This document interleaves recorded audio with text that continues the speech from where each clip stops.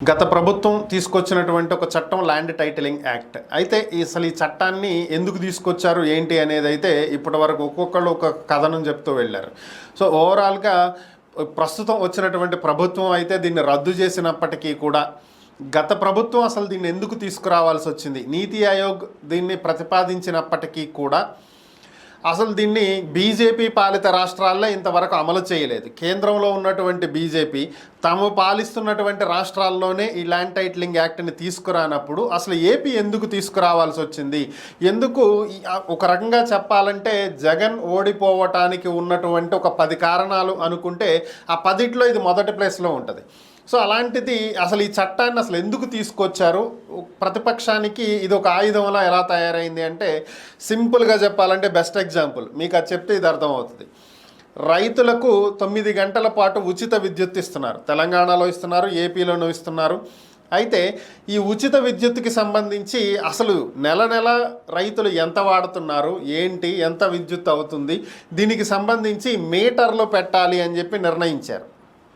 So Telangana మేము పెట్టము, ఇప్పుడు మీటర్లు అంటున్నారు, రేపు పొద్దున రైతుల ఎత్తిన ఈ భారం మోపుతారు, మేము పెట్టం అని చెప్పి కేంద్ర ప్రభుత్వానికి తేల్చి చెప్పేసింది. అయితే ఏపీ మాత్రం హడావిడిగా రైతులందరికీ డిజిటల్ మీటర్లు బిగిచ్చేసింది. పొలాల్లో ఏంటి వాళ్ళు ఉపయోగించేటువంటి 9 గంటల ఉచిత విద్యుత్ బిల్లు వస్తుంది, బిల్లు గవర్నమెంట్ కట్టిద్ది, కానీ మీటర్ ఉండాలి, మీటర్ రీడింగ్ అవ్వాలి ఫ్రీగా. ఫ్రీ అలా ప్రభుత్వం కడుతుంది కాబట్టి ఫ్రీ. సో మరి ఈ మీటర్లు ఎందుకు పెట్టారు అంటే అప్పట్లో వచ్చినటువంటి వార్తలు ఏంటి, మీటర్లు ఏ ప్రభుత్వం అయితే పెడుతుందో ఆ రాష్ట్రానికి కేంద్ర ప్రభుత్వం 2500 కోట్ల గ్రాంట్ రిలీజ్ చేస్తుంది.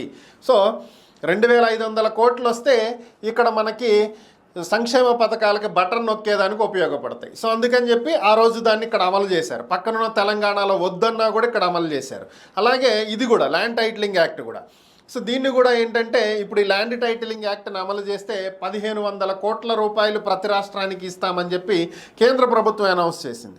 సో దాంతో ఏపీలో దీన్ని అమలు చేశారు. తెలంగాణ అమలు చేయలే, వద్దంది, మాకు అవసరం లేదు ఈ ల్యాండ్ టైటిలింగ్ యాక్ట్ అంది. కానీ ఏపీ మాత్రం అమలు చేసింది. ఎందుకు?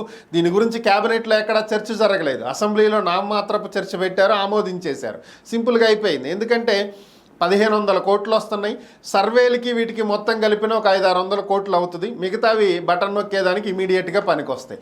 సో ఇదే లక్ష్యంతో వెళ్ళారు కాబట్టి ఈరోజు పరిస్థితి ఈ విధంగా తయారైనటువంటి పరిస్థితి.